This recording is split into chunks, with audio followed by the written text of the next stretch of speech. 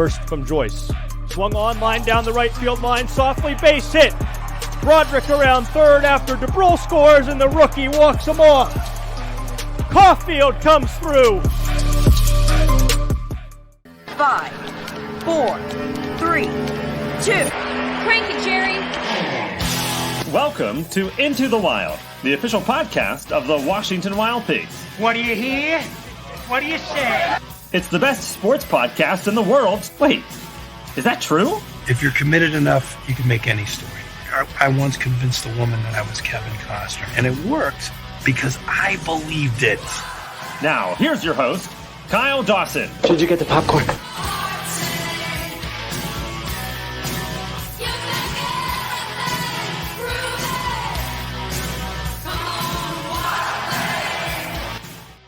Welcome one, welcome all. Good morning, good afternoon, or good evening. After all, I've got absolutely no idea when you're listening to or watching us right here on Into the Wild, the brand spanking new and official podcast of the Washington Wild Things.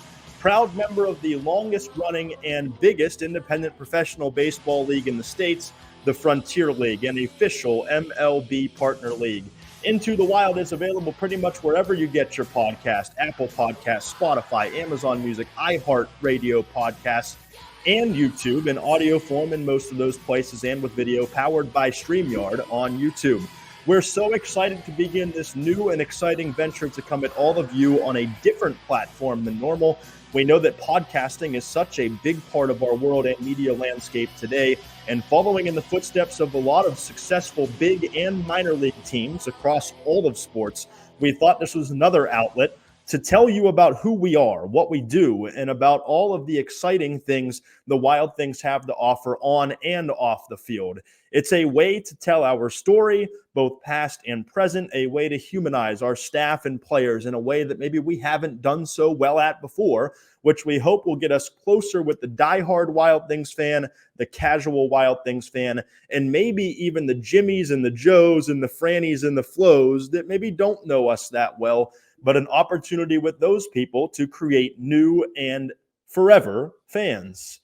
Our intention with this excursion into the podcast world is to talk with some of the biggest and best names in Wild Things history, from former players, staff, coaches, fans, and more, to those affiliated with the Wild Things right now. Our intention is also to release bi-weekly episodes during the year that will serve as, like episodes today, our main guest and more, with features about the organization and what we do.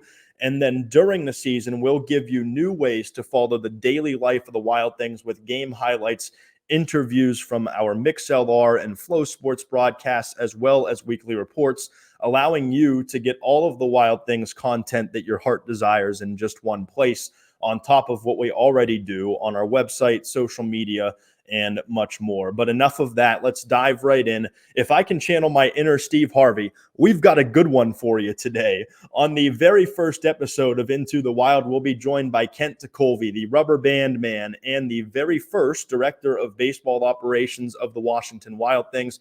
Vice President of Entertainment and Community Relations Stephanie Keller will join me in our sit down with Teke later in the episode, after you have heard from Teke and heard from public address announcer Benny Canan on some of the things that are going on here at Wild Things Park and with the Wild Things.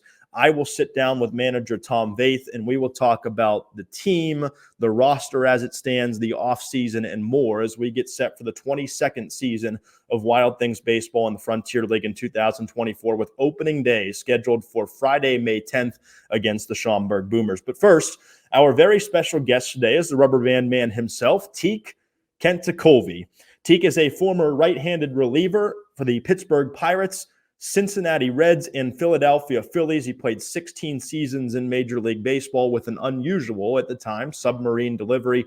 Teke was known as a workhorse who holds several records for games pitched and innings pitched. He's an All Star, a World Series champion, and much more. A 1969 graduate of Marietta College in Marietta, Ohio. He signed that year after a tryout with the Pirates and was with the organization through 1985.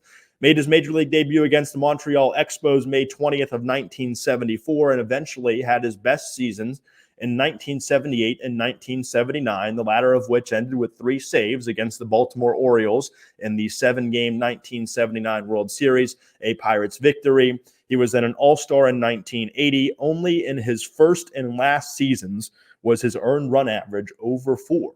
For his efforts with the Pirates, he is now in the Pittsburgh Pirates Hall of Fame. Beyond that, he also worked for AT&T Sports Network, which is formerly FSN Pittsburgh and later became Root Sports Pittsburgh, and appeared as an analyst after games from 2008 to 2017, and then announced his retirement on September 6th of 2017 from broadcasting. But before that, work on the air, he was our very first director of baseball operations. Teke also served as the pitching coach at the outset of our organization's history. It all started with a phone call from Leo Trich, the Washington County state representative at the time, asking Kent to come to Washington and run baseball operations. The rest is history. And we'll talk all about that with our guest right now on Into the Wild, Kent Tekulve. Back on Into the Wild, we promised a special guest for episode 1. We've delivered, and we've told you about him already. Kent Tekulve, former director of baseball operations with the Washington Wild Things, as well as many other titles, including 16-year Major League relief pitcher. Kent, thanks for doing this. Let's start just in general. How exciting is it for you, or personal is it for you to be back in this clubhouse and in this ballpark? You know, it's interesting when I walk in here. When I first came, this wasn't here yet. We were still building the ballpark. Mm-hmm. And so, you know, I was obviously in here for the first 2 seasons as in the manager's office and the coach's office. And it's interesting now to see how much it is still the same. And then that takes me back to those first couple of years. It takes me back to the thoughts about the beginning of the organization. It takes me back to the players that we brought in that time, the brand new players that we brought in, their first experience with Frontier League Baseball and everything else. So, yeah, every time I come back into this room in particular, in the manager's room, is a special time for me as far as turning the clock back and remembering when. For sure. We'll get into the Wild Thing stuff, but I want to go back, if I can, to your formative years. You graduated from Marietta College. You played there in 1969, if I have it right. You graduated from Marietta. Kind of talk about that summer leading up to signing with the Pirates organization and how that went. Well, first of all, I had a pretty good year. I had done well. Marietta was that time it still is a Division III school. I had been Coach John Shiley, legendary coach at Marietta, in his first recruiting class actually, and we were 10-9 our first year, and then by the time we got to senior year, we were becoming a little more respectable, and. Just having finished out my senior year, I was the guy on the staff that was going to pitch what is now considered, I guess, in Division I, the Friday night game. I was the Friday night starter. And I just remember having done well, being proud of what I did, really wasn't thinking about professional baseball when you're in a Division III school, but yet I'd heard some rumors. Mm-hmm. And turns out that, rumors I was going to get drafted, and it turns out that I didn't get drafted. So there was a long time between the end of the college season and actually the middle of June when I went to a tryout camp with the Pirates at Forbes Field, mm-hmm. and actually got signed there to play professional baseball. So it wasn't the normal route to being a professional baseball player, but that was the route that was available. If we can dive into that minor league system, I think a lot of the fans that are going to be listening to this and watching this, if you're on YouTube, they don't really get, and it's not a knock against them, they don't really get the minor league system, whether that's the ladder that you have to climb to get to the big leagues, or especially, and we'll talk about this later, in independent baseball, what that grind is like. And I always try to talk on broadcasts, and people that are watching that may have tuned into us, always try to give a little bit of a grasp to the back end of that. But what was your minor league process like? It took a while to get to the big leagues. Yeah, it took me 7 years to get through the minor leagues. And basically it was 2 things. It was, number one, what I looked like. I was 6'4" and about 150 pounds. Mm-hmm. And so that didn't look like a professional baseball player. It didn't look like most major league pitchers did at that time. And, excuse me, I threw a sidearm delivery, which wasn't normally accepted as the way you're supposed to do it either. So my first big hurdle was I didn't look like I was supposed to be a guy that was going to be able to get to the big leagues. So therefore, because I didn't look like it, I basically spent 2 years at every level in the minor leagues. Typically, if you follow like the Pirates minor league system, somebody goes, they have a good year, they move to the next league the next year, or they might move halfway through the year and move to the league after that. I actually spent 7 years because I went from short season A ball, 2 years of A ball, 2 years of double A ball, and a year and a half of triple A ball. So that was not the normal progression either. And it was just basically because the evaluators looked at me and said, well, yeah, he's getting people out now in A ball, but that's not going to work in double A ball. The hitters are going to get better. They're going to catch on to him. So I'd have to go back, make the All Star team, and then they'd move me up. So that was kind of the story of why my trip through the minor league system took so long to get to the big leagues. And by the time I got there, I was 27 years old. So that's old for a rookie in the major leagues. I think a lot of people nowadays, the content that they most like to see out of Major League Baseball is that call up, that first initial call up when the guy's in the minor leagues and he's getting. Do you remember your finding out that you were going to the big leagues and about your debut up with the Pirates? Yeah, manager called me in after the game, said, they need you in Pittsburgh. They want you up there. Obviously we're in Charleston, West Virginia, so it's a very short trip. It was a car ride. Get in the car and drive to Pittsburgh the next day.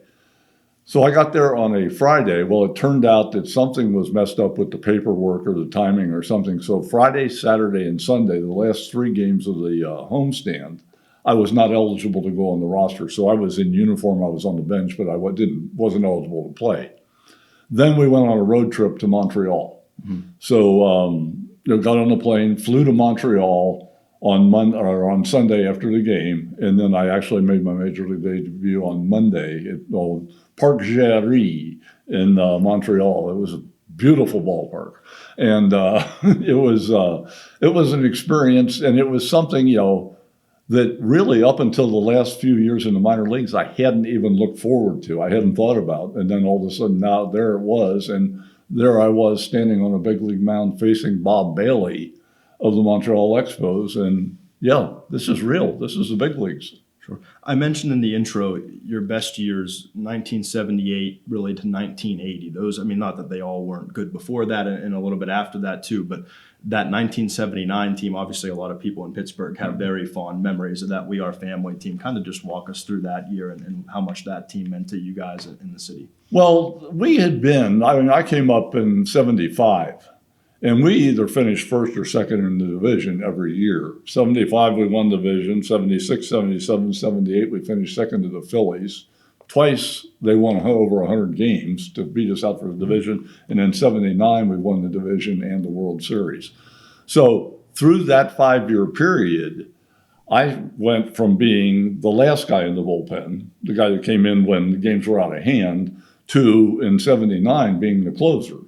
So, I had just gradually worked my way through by being successful to get to the point where in 79, I'm the closer on a baseball club that has been really good and used to winning for such a long time. So, it's not only a personal accomplishment to get there to be the closer, but to get there to be the closer on that team that always, in every year that I've been with it, had those expectations of winning the division and came real close to it almost every year.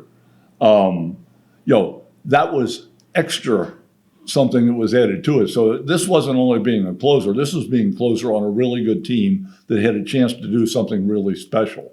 And that's what really made it different than anything else. And you had the honor or the privilege, whatever word you want to use to describe it. You were on the mound for the last pitch of the World Series, and that's the dream for every ball player growing up. Yeah, every kid that grows up in America throws a tennis ball against a garage door, and they're thinking to themselves in their head, 7th game of the World Series, throw it, we win the World Series, and Steve Blass and I talk about this all the time. We are one of the rare kids that got to live that dream. And to be able to be there, and I can remember the moment. The last ball was the first pitch fastball to Pat Kelly, a fly ball to left center field. Omar Moreno catches it. And for the first time during the whole World Series, it dawned on me that this was the World Series. Before, they were just other games. This was we just won the World Series. And there were two thoughts that went through my head, and they went through in probably the reverse order that you would think that they went through. The first order was a feeling of pride that I was capable and I was able to help 24 of my teammates become world champions. I was able to close out enough games. We were able to just get by. I mean, it was the last day of the regular season, seventh game of the World Series. I was on the mound for both of them. So I was able to do that. And then secondly, I'm a world champion. I get a ring. That was the second thought that went through my mind. But it was just the feeling of the accomplishment after 5 years of always knowing you were close to be able to finally take that last step and, win the World Series for your teammates and for yourself. Once you wrapped up playing in the mid-'80s, what did you do in between there and when you started here, which will lead us right into Washington? I did a little bit of public relations work with the Pirates. There was a point in time where I was, I was just completely retired and didn't do anything. I did a little broadcasting with the Phillies before I did that. So there was a little bit of everything mixed in there, and really was just trying to find a way to fill time before I got to, the broadcasting turned out to be something that was, going to be my life's work. But I was looking for a way to get back into baseball and kind of, that was the time I was filling doing that stuff. You did an interview a couple years ago with one of actually our former employees, Sean Seaman, for the Fan Nation show. You talked about how you kind of got to start here with a phone call. Kind of tell us the story about how Leo gave you that call and how it worked out. Yeah, I mean, I'm sitting at home, just minding my own business, and all of a sudden I get a call. Hey, this is Leo Trich, the state representative from Washington County, and we're starting a new baseball team and wondering if you would be interested in it. And so he explains to me, what it is. It's the Frontier League. It's not, affiliated minor league baseball. It's guys that either didn't get drafted or guys that, had got hurt or got released or whatever, looking for a second chance. And the more I thought about it, at first I'm going, do I really want to get involved in this? And, every day, back at the ballpark. And then the more I thought about it, I said, you know what? These guys that we're going to bring in here were me. That was me coming out of college that didn't get drafted, that was looking for an opportunity to try. Now, I got lucky and, a couple breaks went my way, and I actually got to go straight to affiliated ball. But had it not been, and there were no independent leagues then, had there been independent leagues, I'd have been the prime candidate to be one of those. And I said, you know what? If I can help one kid do what I was able to do, it'll make it worth all the time in the world. Sure. That being said, this is, as I mentioned earlier, this is a little bit different than the minor leagues. This is different than a major league organization. There's a lot more here than there is at those places, whether that's from a fan side, a community side, or just the baseball. What were those first few months like once you got here to kind of settle in and see what this was going to be like?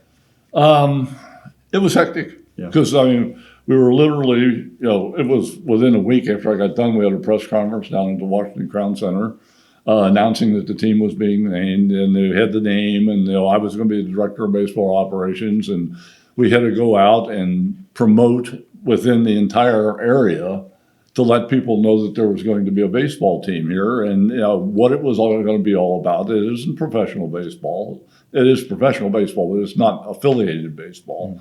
And, about the kids and, looking for a second chance and, my story and the whole 9 yards. And we did that the whole winter. We were out basically while I was there finishing building the building.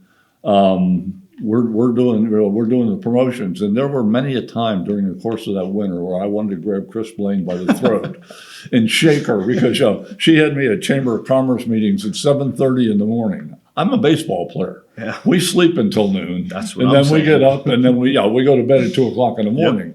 So, but we did all the things that we needed to do. We worked out of the Crown Center. We didn't even have an office up here yet. And, watched them put the construction together and finish up the project and get ready for the first season. Stephanie?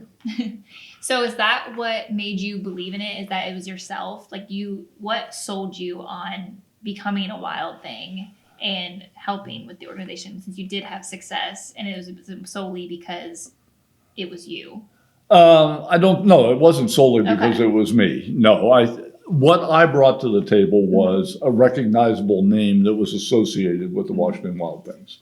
People in Pittsburgh, people in Western Pennsylvania all knew who I was because of what I had done many, many years before that. So I brought a recognizable name. So at least if I was going to show up at a Kiwanis meeting or whatever, people would come to the meeting just because I was going to be there.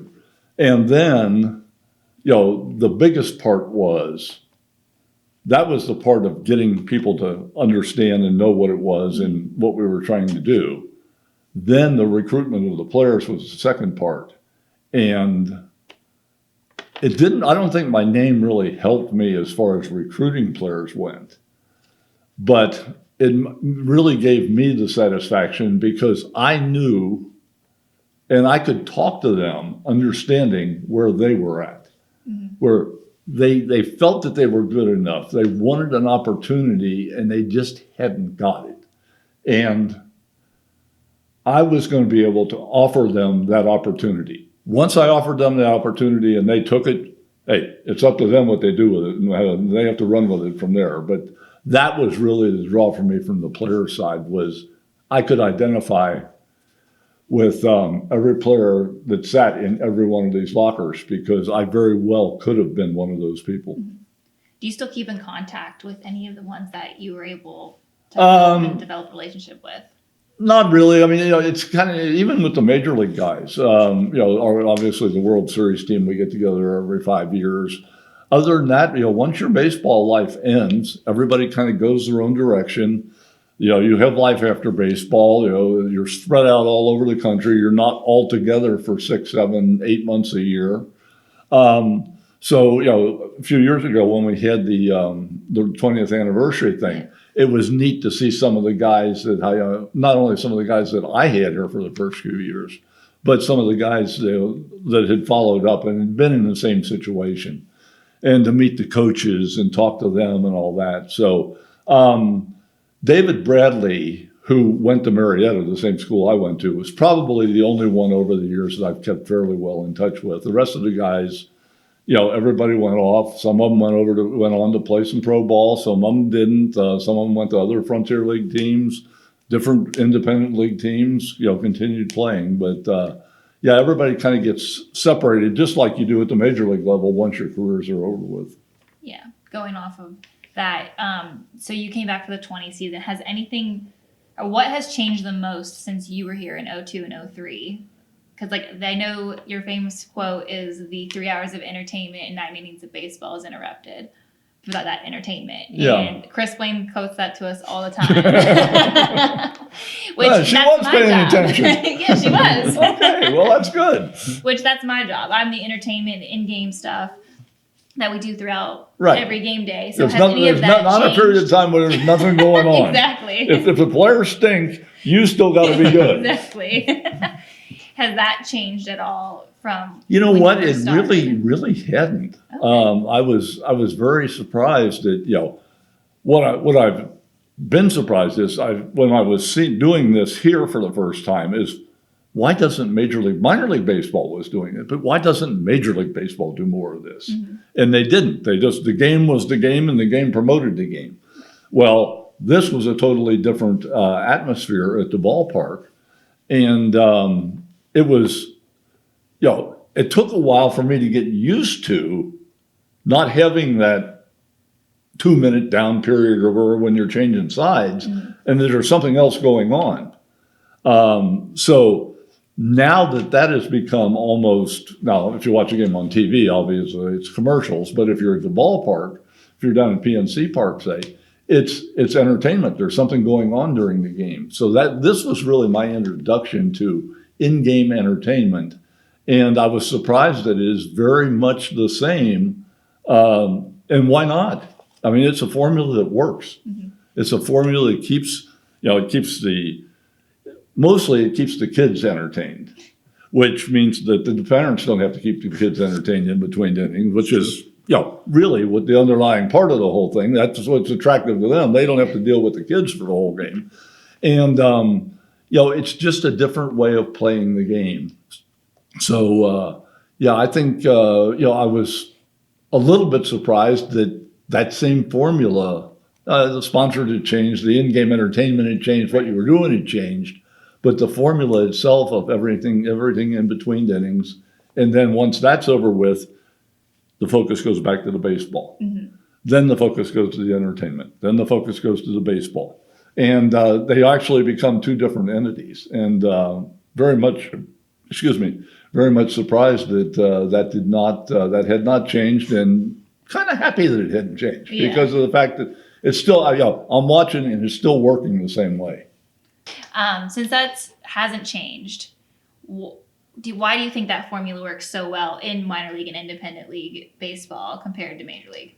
Well, I think it's working now in Major League Baseball because they finally wised up and adopted it to a certain Somewhat. extent. Yeah, it's still not. Well, that's big corporation versus mom and pop operation is pretty much with the difference between the two. But the reason why it works is because it's good. It's part of being at a game, as I know from both sides, being a parent and also being a child, I can actually remember some of that, is going to the game and having fun. Mm-hmm. Well, as a child, there was that 2-minute period where 2.5, however long it was, where there was nothing to do, nothing to keep my interest. So I'm picking around the peanuts on the floor or whatever, and trying to entertain myself, as opposed to having something going on that keeps my entertainment. And then that, of course, as we was saying before, gives the parents that 2-minute break that they don't have to worry about the kids. Somebody else is taking care of their kids for them. It's like having a third person come along with you to the game, and they're going to take care of your kids and entertain them when the game is not doing it. Mm-hmm. So that's, at least that's my assessment of it. And, Major League Baseball, because it's big corporation, because it's, big money and everything else is never going to get to that level. Won't be nearly as creative as independent league and minor league baseball is, as far as how they go about doing that entertainment. One of the other things I talk about all the time is trying to figure out what makes this so special. And part of it is that entertainment.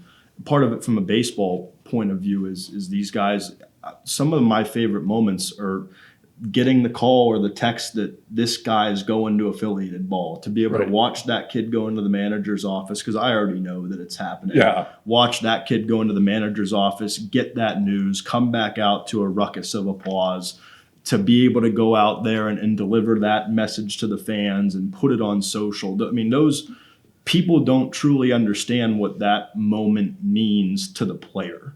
And I think that's part of what makes independent ball so special. Well, and it makes independent ball not only more special, but different. Mm.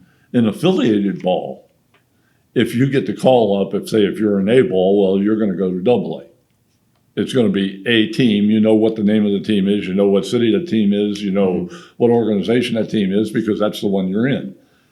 In independent ball, when somebody gets the call, they could be going to any organization, to any city, to any level of minor league baseball.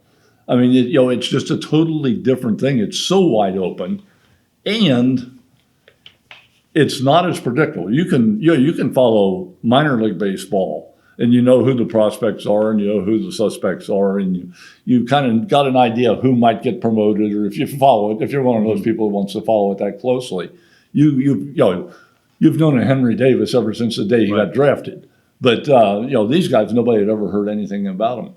The other thing, and I'll add this on, not from a player's perspective, but having grown up in the South Hills or in Pittsburgh in the South Hills, because we've lived in the South Hills ever since I first came here and we bought our first house. Washington County has always been, and at least in my mind, the one area where baseball rivaled football, high school level, whatever it is. It seemed like Washington County is the area that was most involved with baseball, whether that be the Pony League connection, whether it just be the interest of the people in Washington County. I don't know what it was, but that has always been there. So Washington, to me, and when I first heard from Leo, I'm thinking to myself, anywhere in Pittsburgh, where would you put this team? You would put it in Washington, because Washington is where the baseball interest at least is equal to the interest in football. Everywhere else, their baseball is a secondary to football. So Washington was the perfect place for this to be, and is, I'm sure, is a big reason why it has thrived here, because the people of Washington got their own baseball team. That's more special to them than the people in the North Hills having their own independent baseball team. Right. I know a lot of the things, I mean, Stephanie and I and the entire office, we talk about this all the time. One of our favorite things, and it goes, and I'm a baseball guy, so obviously the entertainment aspect, I'm part of it. I love it. I enjoy it, but I'm a baseball guy. And it kind of irks me when other people aren't baseball guys. But at the same time, there's value in that entertainment. And some of the best things that this organization and other places in Indie Ball, our league, other leagues, that we do is to watch the broken bat go to a kid, or to watch a player sign an autograph. And the kids, they don't know who. I'll just use a couple of our guys as an example. They don't know Andrew Check from Andrew McCutcheon sometimes. It could be Rob Check's son, who was our original center fielder. Exactly. So they don't know these guys from the next guy, but that's still like, oh, that's a professional baseball player. And those moments that you can create, whether that goes to Stephanie's work and my previous work and for 22 years now, the work of the in-game and the mascot and those moments make this place what it is. Those moments are some of the best moments that you're going to come across in sports. Well, again, it's the interaction between the fans and the players, and particularly the young fans, because they're the fans that are the adults of tomorrow who's going to bring their kids here. Hopefully everything works out and you survive, and everybody, they pass the love of the Wild Things on to the next group of Wild Things. But I don't know if they still do it now or not. I made it a point the first 2 years that everybody except for the starting pitcher, and if the starting pitcher got knocked out early enough where he already had ice on his arm and he was ready, everybody on the team spent 20 minutes along the rails after the game signing autographs for the fans. Every night. Everybody was there. Nobody was allowed to leave until I left. And I did that on purpose, and because I understood about the relationship that hadn't developed yet, but was going to develop between whoever was in that uniform. Whether it was Joe Cuervo back in 2001, or if it's somebody today, the relationship between them and the fan is always going to be the same. And that's why I always tried to keep the roster as stable as possible so that the fans could learn who the players were. The guys weren't going in and out all the time. They knew who, Ryan Ellis was, who was playing second base. They knew them personally. I think that's a big piece of this. Let's talk a little bit after the Wild Things for you. You obviously broadcasted for a long time. That was a treat, I'm sure, to be able to cover the team that you played for. With AT&T and Root and all the other names that it was. But you were inducted into the Pirates Hall of Fame a couple of years ago, and that had to be a tremendous honor too. Yeah, it was a tremendous honor, and it was also, a huge surprise because of the fact that until 2 years ago, the Pirates Hall of Fame never existed. So therefore, you didn't ever think about, I did pretty good when I was at the Pirates, but will I be in the Hall of Fame? Well, no, because there isn't any Hall of Fame. And so I get inducted into the second class. Steve Blass, Dave Parker went into the first class with obviously the Cooperstown Hall of Famers that played for the Pirates. And Danny Murtaugh was inducted in that group.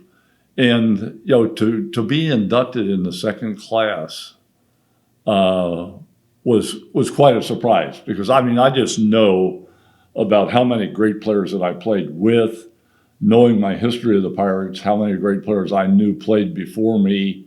And, and then there are some that played so far before me that I don't even know about.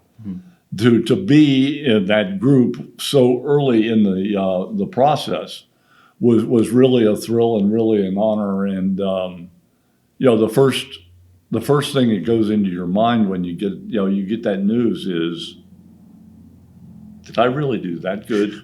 I knew I was good, okay, and during my period of time, we won and all this other stuff. But compared to everybody in almost 150 years now that ever played for the Pirates, am I good enough that I should be in the second class of the Hall of Fame? I never thought of myself as having been that impactful, that good, or whatever else. And that's, obviously up to somebody else to figure out. But it was just a thrill and an honor and a very huge surprise when it happened.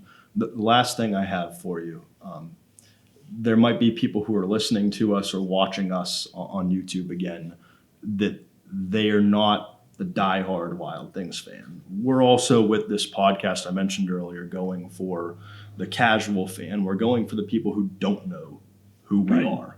Or the people like me that just sit at home at night and look at YouTube and whatever comes up. That's what's entertaining me. What's give a pitch to them to give us a chance, to give the Wild Things or give independent baseball a chance? I think, you can't understand what it's all about. You can't understand the enthusiasm of the players, of the coaches and the managers, of the people doing the in-game entertainment, the people that are doing the radio and the TV. I don't know if you still do TV. I do occasional TV games. But to just come out and watch a game, when we were first starting this thing, my challenge to everyone was come watch one game. If you watch one game, you will find out if you like it or not. If you don't like it, fine. If it's not your thing, fine. But just give it a chance and come and watch one game. And you will be amazed at the number of people that I've talked to over the years who said, I came and I watched that one game. And that next year I had season tickets. So it is that entertaining. It's so close up. It's so personal that it's just different than going to even a affiliated minor league ballpark or a major league ballpark. It's different. It's a different experience. Obviously, it's a different cost structure. The prices are different and everything else, but the bottom line is the entertainment is just as good. And that's really what you're coming to see.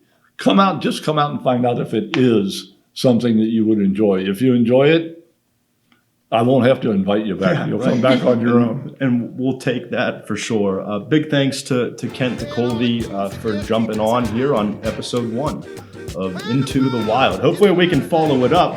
But again, we've got a lot more planned for you going forward, bi-weekly episodes and everything down the line. And next, we will sit down with manager Tom Vaeth and talk about the team for the 2024 season, more geared toward the diehard. But we hope that you'll stay with us on Into the Wild. The Wild Things are looking for host families for the 2024 season. Host families welcome a player or players into their home for the season while the player chases their dreams. Hosting a player can provide a great experience for the empty nester or the growing family by putting a role model and professional baseball player in a home with children. Host families enjoy numerous benefits, including free tickets to games, an end-of-season on-field ceremony with gifts, and the opportunity to take part in a meet-the-team picnic before the season begins. For more information, visit WashingtonWildThings.com or call Vice President of Baseball Operations Kyle Dawson at 724-250-7654 to learn more about our host family program today. Wild Things Park and Wild Things Games are the perfect places to host your company outing, party, family get-together, birthday party, and more. Check out the Goosebumps Smart Tech and Solar Solutions Suite Level, the EQT Pavilion, and the Pepsi Party Deck, and hit a home run for your outing or party. Bring between 10 and 80 people to one of our luxury suites, 30 to 80 people on the party deck, or 20 to 300 people in the pavilion. Food and beverage options, including buffet-style packages, are available. Call our front office for more information at 866-456-WILD. That's 866-456-WILD. Back from the break on Into the Wild, episode 1. Sitting here with Tom Vaeth, skipper of the Washington Wild Things, and we're going to do this every couple weeks, whether that's bi-weekly on each episode or once a month and figure things out. Tom Vaeth, skipper, joins us. We're going to talk a little bit about last year and then put it to bed. And then 2024, we look ahead to the 22nd season of Wild Things baseball here as we get set for it. So Tom, welcome. Appreciate you doing this. Tom's in California right now, so we're dealing with a little bit of technical difficulty, but we're going to make it work out at the California Winter League. Let's put 2023 to rest with a couple quick questions here. First off, there were a couple real good performances. Certainly don't want to downplay the things that Anthony Brocato did, Andrew Check, and plenty of others. It wasn't like it was all bad, despite a 47-49 record. Still some very big positives out of last year, I think, for the group. Yeah, absolutely. Especially the way that some of the young kids played down the stretch. Gives me a lot of optimism and a lot of hope heading into this year. And really excited to see what they can do now coming back in and getting to start kind of from scratch and getting a fresh start with us at the beginning of the season. Andrew Check being one of those guys that, and we'll talk about a bunch of the guys that are coming back for 2024 in a second, but a guy that drew 88 walks last year, probably snubbed an All-Star bid. Great power season for him, returning to kind of what he was in the 2021 year in his first year. Maybe not the biggest standout offensive. I think that'd be Anthony Brocato with the postseason All-Star selection, but Checker had a good year for us, and hopefully his fourth year will continue to kind of be that way. Yeah, absolutely. And we're really excited to have him back. He's a fan favorite, and rightly so. He's done a really good job for us over the years. He's grown into a team leader. He's a big voice in that clubhouse, keeps things light on the bus for us.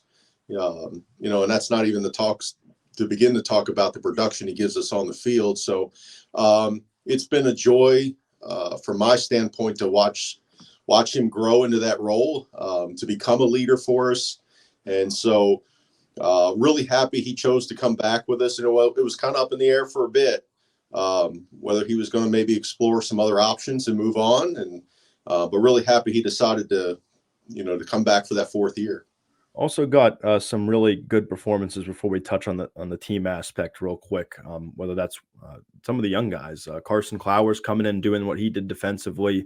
JC Santini probably ended up playing a little bit more as a backup catcher than anybody really would have liked, maybe other than him. But he excelled in the role, at least defensively, especially when he was in there.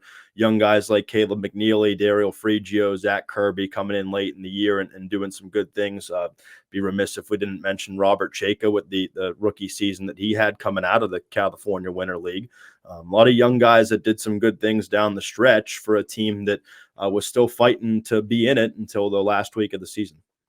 Absolutely. And, I found out from Mr. Tassler while I've been here that Jake, did finish second in the Rookie of the Year race. And so, no one really expected that. To be honest with you, I didn't expect him to make it out of camp for us. But his performance he forced his way onto it, and he just took it and ran with it all season. And so again, he's, as we mentioned earlier, he's one of that group that, you really hope that the learning can continue and he can keep progressing in his career. And that he can come in and be that guy for us again. Let's touch briefly on the overall year. I think out of the gate, things were a little bit slow. I mean, people who followed along last year would understand. It got better as the season went along. Obviously, in the end, it's a 47 and 49 season.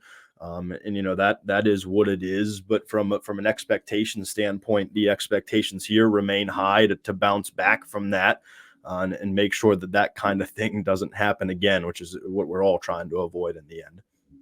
Right. And you're exactly right. Obviously the start wasn't what we were looking for. And we got behind the 8 ball a bit there and just dug ourselves a little bit too big of a hole that we couldn't get out of.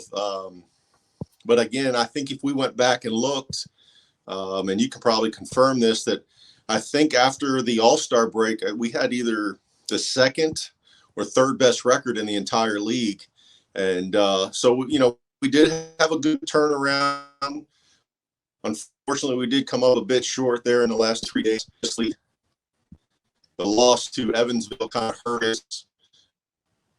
For sure. Let's switch gears a little bit. The people who have followed along in the offseason so far, they see what's going on in terms of guys that have been re-signed or extended or, whatever the case may be, they're playing on their options. There are some big pieces back from last year's team, being those young guys or guys that have a little bit more experience. Justin Goosen Brown, for example, coming back. Lucas Young with a little bit more experience back. There's a pretty good mix, I think, of experienced guys that are coming back, but also rookies last year that are back and looking to take that next step for this team and make it competitive again. Right. So Matt Dallas will be rejoining us. We just made a trade. We just made a trade. Sorry about that. We just made a trade for Kyle White for another young lefty in Frankie Giuliano. And we do have some other rookies that are coming in. It'll be brand new, an exciting lefty that we're anxious to take a look at in camp out of Wake Forest, who had a really good career there and then went on to pitch in New Jersey, I believe at Keene College. So yeah, there's some exciting parts that we've added. But again, you never really know what you're getting until you get them in front of you and get to see them with your own eyes. So I'm expecting a lot of battles in camp, which is always a good thing. Competition always brings out the best. And, if we can do that, and these guys can push each other, then I think, we should be okay. And in that 24-man roster, we should definitely be getting the best of the best. I think there's some degree of expectation in this room, front office, and in the fan base here. People have to understand that in independent baseball, and you've been doing it long enough, in indie ball, those types of years are going to happen where it looks like you have what you want going into the season. Some things don't pan out, other things, whatever. And that kind of down year, if you will, is just bound to happen to teams at some point after 2 playoff appearances and couple of division championships in a row, and you reload and retool. And I don't know that people quite understand the process is just going to be like that sometimes going into 2024 here.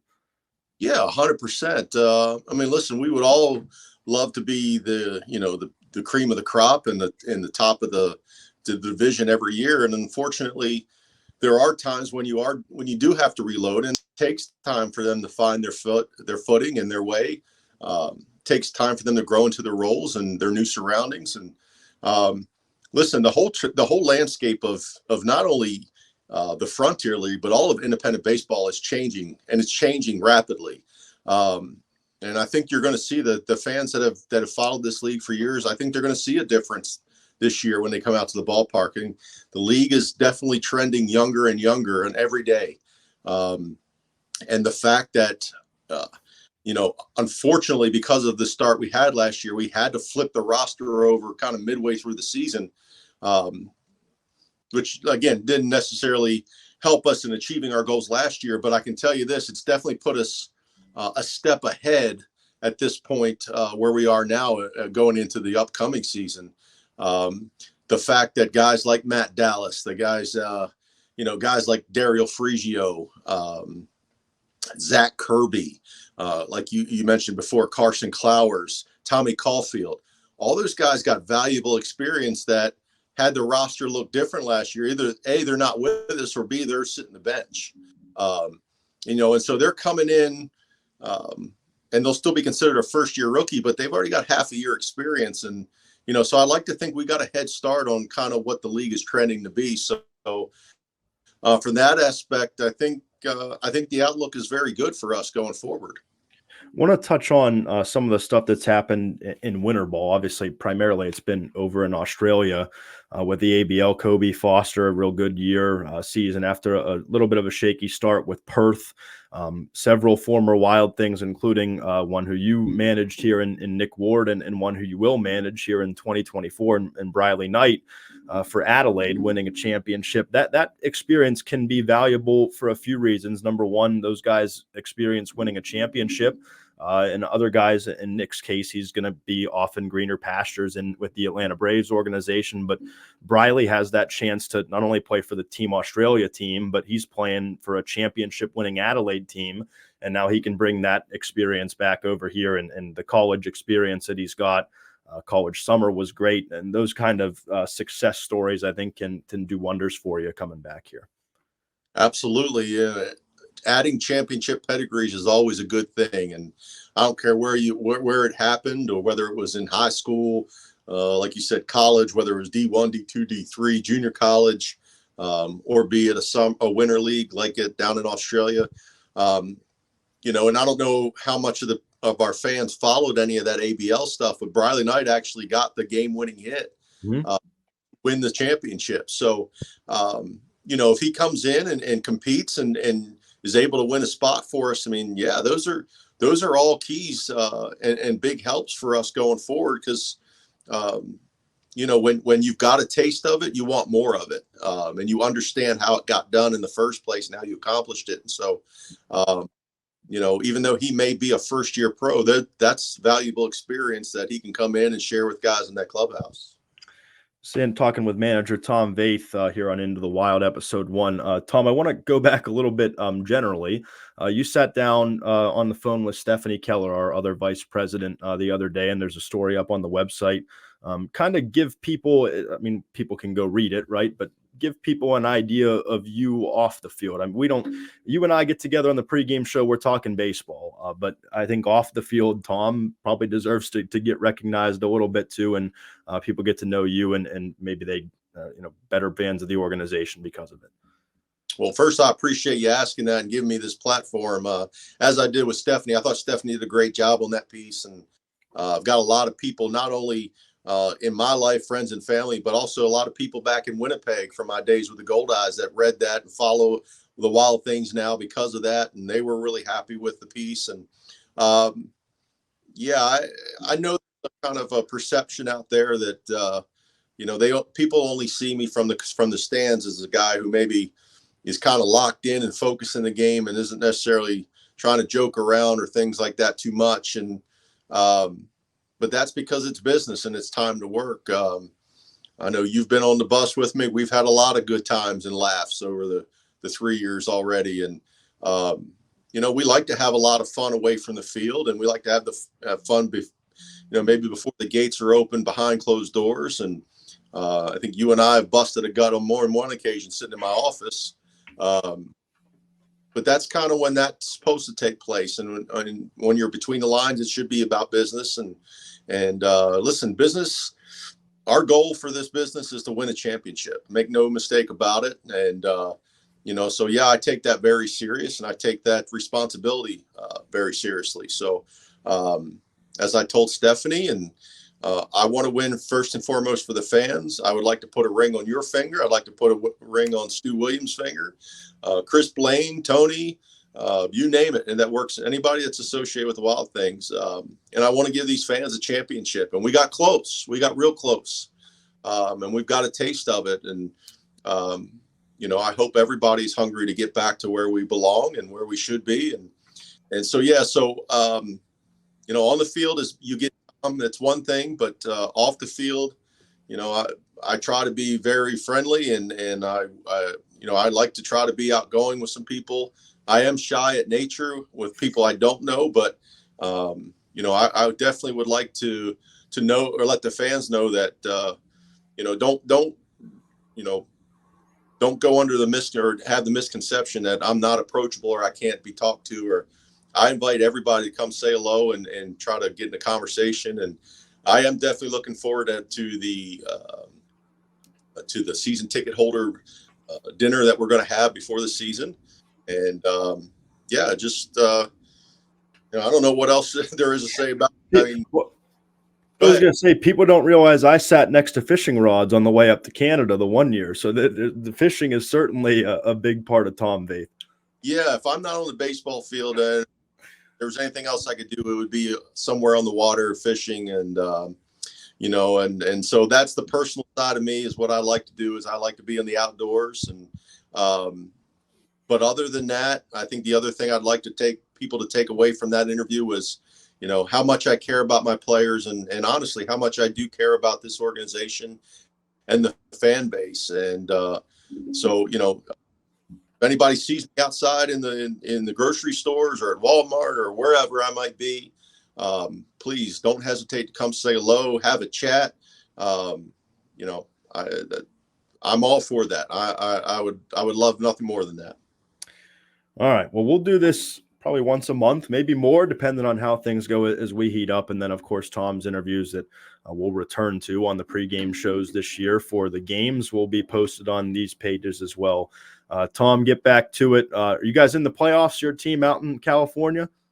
Yeah, so there's two divisions out here. They have what they call the International Division, which basically the four Canadian names, which are Canadian in name only, but and then the U.S. division. So my team did finish first in the Canadian division. And so we will have the number one seed going into the playoffs starting tomorrow. And you can catch that. If anybody wants to watch that, you can go on the CWL, the California Winter League website. They stream those games from the big stadium. So, but I am looking forward to continuing doing this with you. And as you and I have already spoke, as we go along, as we get closer to season, there will be some big announcements that we'll be able to make about players that are coming that have signed. And there's definitely some good news coming down the pike. So make sure you stay tuned and be ready for that. Yeah, so stay locked to Into the Wild, Tom Vaeth says. Tom, thanks for doing this, and we'll catch up when you get back from California. All right. Thanks, Kyle. We'll be back with more to close things out on episode 1 of Into the Wild. Are you planning a group outing with your friends, coworkers, or family members? A Wild Things game is an affordable and entertaining way to knock your next outing out of the park. Group rates for 10 or more tickets start at just $10 per ticket, with group accommodations of 10 to 3,200 people. Call our front office for more information at 866-456-WILD or go to WashingtonWildThings.com for more information. Become a bigger member of the Wild Things by joining our season ticket member family. With plans starting at $150, you can take your fandom to the next level. 13-game, 25-game, and full season plans are available, giving you the right to pick your games, reserve your seats, and be here for the biggest nights of the 2024 season. Call our front office at 866-456-WILD or head to WashingtonWildThings.com for more information. Well, that's a wrap for episode 1 of Into the Wild. Make sure to follow, make sure to drop a rating, a review, wherever you listen or watch your podcasts, Amazon Music, iHeart Podcasts, Spotify, Apple Podcasts, and YouTube. And tell your friends they're missing out. Thanks to the rubber band man, Kent Tekulve, Tom Vaeth, for joining us, and Stephanie Keller for being a co-host as well on episode 1 of Into the Wild. We will see you in about a week and a half right here on Into the Wild. Until then, so long. Thanks for listening, or thanks for watching.